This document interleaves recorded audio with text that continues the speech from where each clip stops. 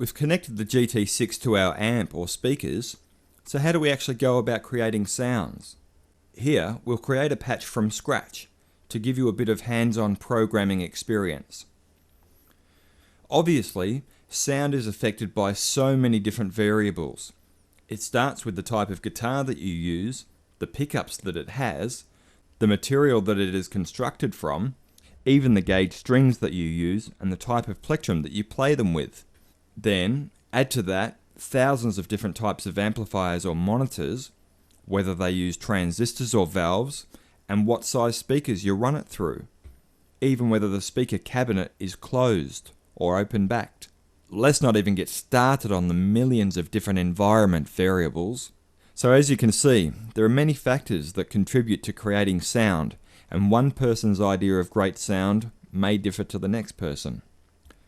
So with all this in mind, let's make our preliminary settings. I prefer to start by turning all of the individual modules off. This can be achieved by double pressing the module buttons that are lit. Obviously, you'll have in mind the type of sound that you would like to create. For this example, we'll build a distorted rhythm that will double as a lead solo patch with the use of the expression pedals. We will turn the preamp on and select the metal stack emulation. Now, I'll quickly scroll through the parameters that govern this amp's tone. I have made these settings to suit my amplifier, and you will almost certainly have to tweak these settings to suit the sound of your own individual setup. Don't forget, what sounds good for me may sound terrible for you.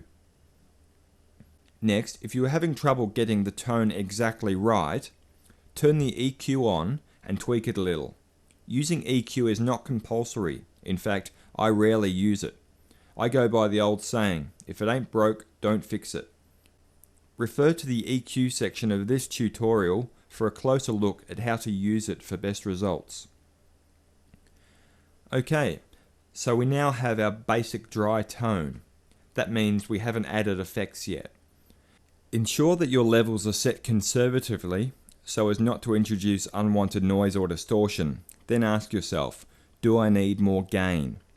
In this example, I'm happy enough with the gain I'm getting as a rhythm sound, but seeing as though we want it to double as a solo patch, I'm going to program a tube screamer from the overdrive distortion section as a solo boost when we step on the expression switch.